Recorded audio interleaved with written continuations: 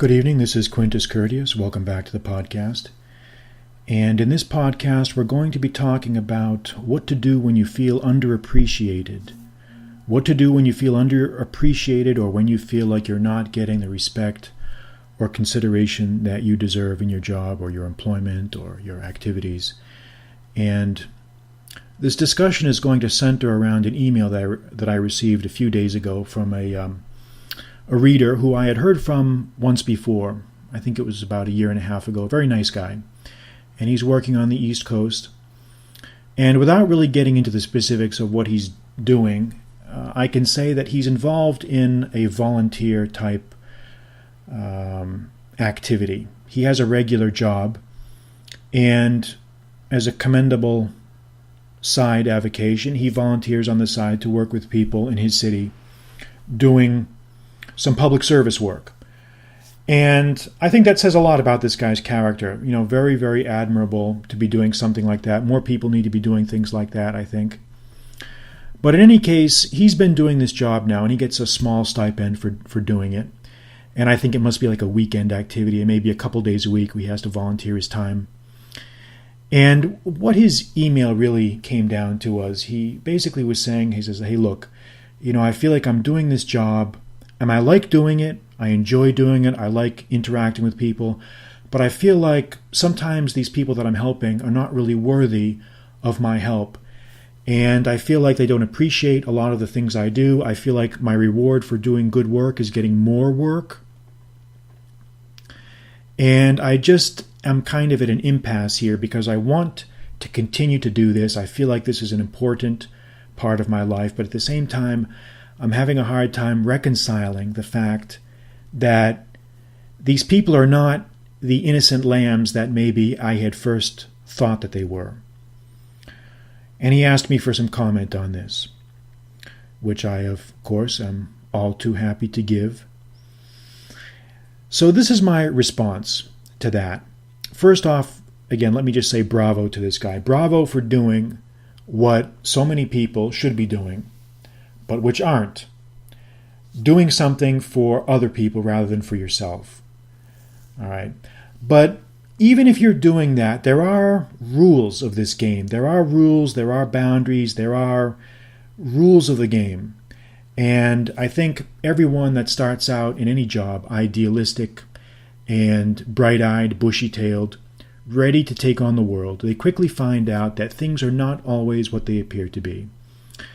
So let me first say as the first point that when you're doing volunteer work, you're going to run into all types of people, just like in any job. You know, I'm a lawyer, I meet with clients all day. There's good, there's bad, there's ugly, there's heroic, there's cowardly, and there's everybody in between. So there's really no one boilerplate rule that you can get to about people. There's all types of people, all types. And the people that you're helping are going to come in all flavors, shapes, sizes, you know, whatever. So you can't always generalize. You should not let a few bad experiences ruin your enthusiasm. And at the same time, you should not let a few good experiences cloud your judgment. It goes both ways. So there are all types of people, and it really has no corroboration with socioeconomic group. You can find good and bad rich people. You can find good and bad middle class people. You can find good and bad lower class people, poor people. Okay, so it's important, I think, to understand that personality is personality. And it often does not depend on money. There are some miserable rich people. There are some very kind, warm-hearted rich people. Same thing applies for middle and lower class people. So that being the case, point number 2 here is you've got to set limits and boundaries. If you want to retain your sanity and keep your endurance for the long game, you've got to set up rules and boundaries with people.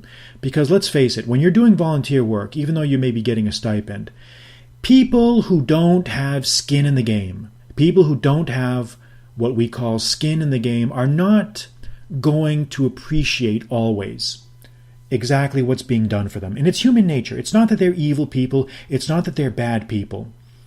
But it's simply the fact that when someone is not paying for something directly themselves, when someone is not coming out of the pocket, when someone is not sacrificing and suffering themselves, they're not going to really appreciate what's being done for them. And this is just the way it is. This is just the way life is, unfortunately. So you've got to know what the boundaries are, and it's up to you to define the parameters of the relationship. Because in many professional interactions, money, frankly, sets the parameters, or is one of the parameters. There's rules. But when someone is not paying for something, inherently, they're not really going to appreciate it. And as I said, it doesn't mean that they're evil. It doesn't mean that they're bad. It doesn't mean that they're good or whatever. It simply means that skin in the game is one of the prime determinants of human behavior. So you've got to set boundaries. You've got to be very clear when you meet with people. This is what I'm going to do. This is not what I'm going to do. For example, you're not there to drive people home, for example. Let's just throw that out. You're not there to lend people money. You're not there to wipe their noses. You're not there to wipe their asses. There are rules to the game. If you have a function, a social function that you're performing, the parameters have to be strictly defined, and you have to enforce those boundaries. Otherwise, these people are going to run you ragged. And when I say these people, it doesn't mean any special group. It doesn't mean any special demographic or what. It's just human nature. It means the people that you are doing work for. And it doesn't matter what background they are, whether they're rich or poor or middle class. If someone does not have skin in the game, they're not really going to appreciate. And you're going to find out that your reward for work is more work.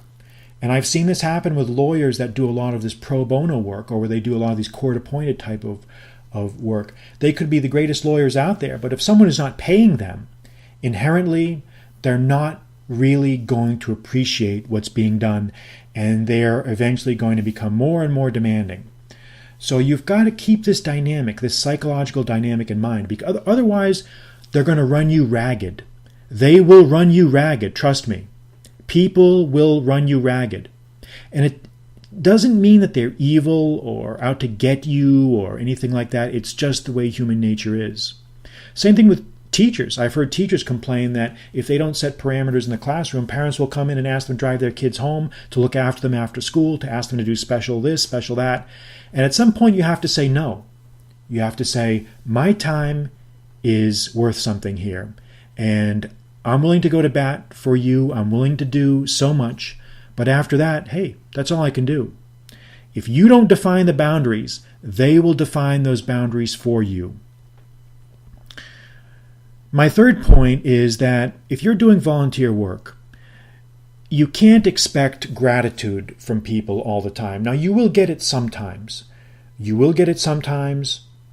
And when you do get it, it's very, very nice. It's very, very nice. But you have to understand that, again, with skin in the game and with human nature being what it is, people are always going to be thinking, hey, what have you done for me lately? What are you going to do for me lately? So if you are constantly looking to other people's validation for your own personal satisfaction, you're going to be very disappointed. You're going to be very disappointed. You're going to become embittered. And you're going to burn out at this job, at this task that you have. So you have to set boundaries, you have to set time limits, and you have to recognize that you're doing it for yourself. Don't look for the reward to come from them, from the customer or the client. You're not doing it for them, you're doing it for yourself. You're doing it for yourself.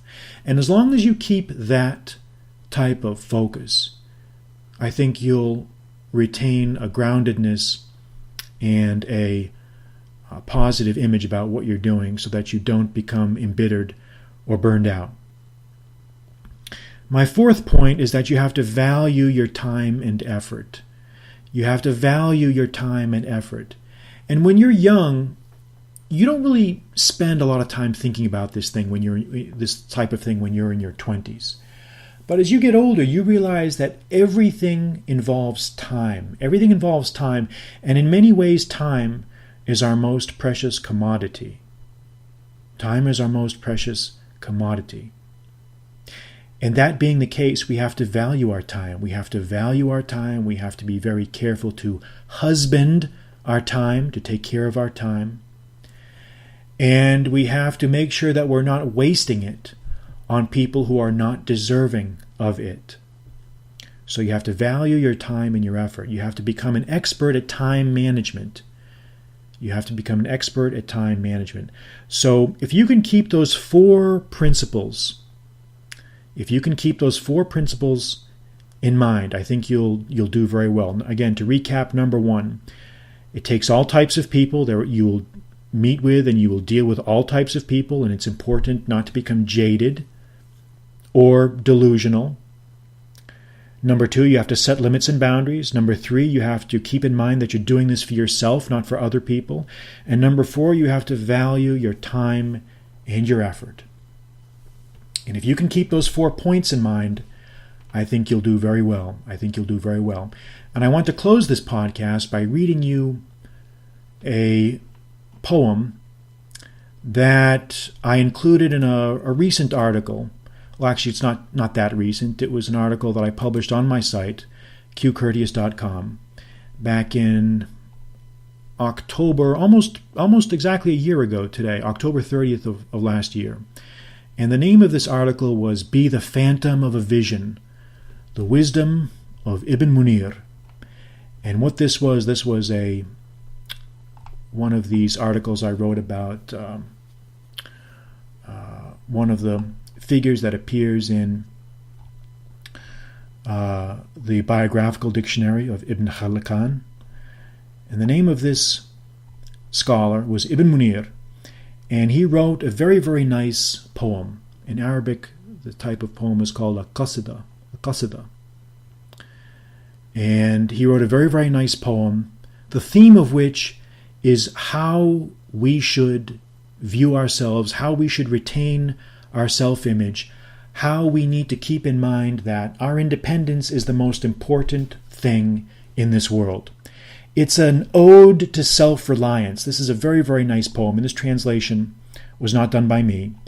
It was done by William McGuckin Deslane, and it's a very, very, very brilliant translation. Very, very nice rendering of the original Arabic. And I want to read this to you because this ties into the podcast here that I've just made. It really ties into the podcast because it really speaks to anyone who out there who's feeling neglected or underappreciated, and what type of attitude we need to keep in order to keep our balance. So let me read this to you. It doesn't have a title. It's a selection of a larger poem. But let me just read these couplets here to you. By Ibn Munir. He says, "When a man of noble mind perceives that he is neglected, his resolution should be to depart for another land. Thus the moon, when waned away, strives to attain to its full, and succeeds by changing its place. Shame on your wisdom, if you consent to drink of a troubled source when the bounty of God fills the very deserts. During the course of your life, you sat in listless idleness and rivaled your camels in indolence. Why not take them and pry into the secrets of the desert? Depart, and you shall gain luster, like the sword which, when drawn, shows on each side of its blade the ornaments which were hidden by the scabbard. When life forsakes the body, count it not death. The only death is to live in humiliation. Devote your life to the deserts, not to poverty. As long as God permits you to live, let it suffice you to deserve his favor. Despite the vileness of fortune's gifts, when they draw near to you, remain not in inglorious ease, but be as the phantom of a vision which appears and departs. Fly, even during the noontide fires, from those on whom you rained honey, and who reaped for you colocynth. Fly the deceitful wretch, in whose heart the plantations of friendship are badly rooted, and who, if you show him sincerity, will misinterpret your conduct. Ah, how well I know the world and its people. With them it is a crime for merit to be perfect.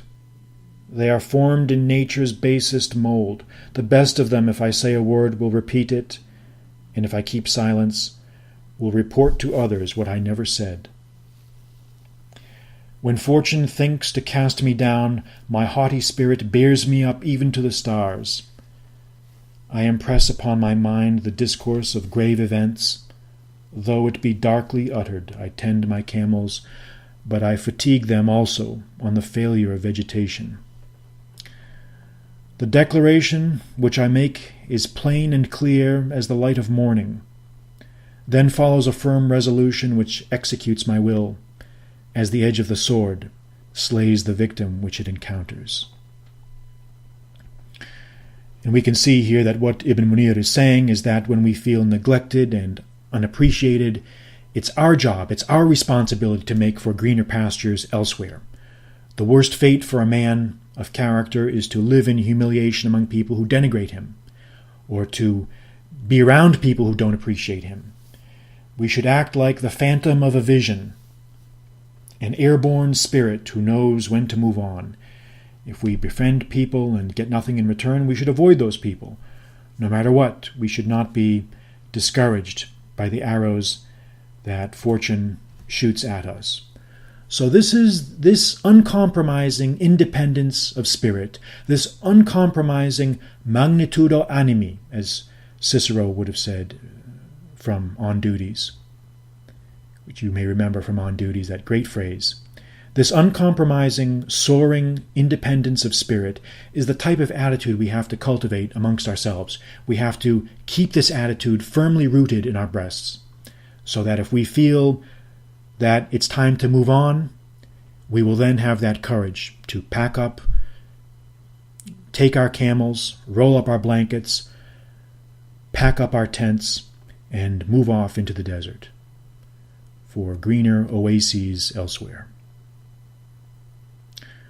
That's all for tonight. I'm Quintus Curtius. Good night.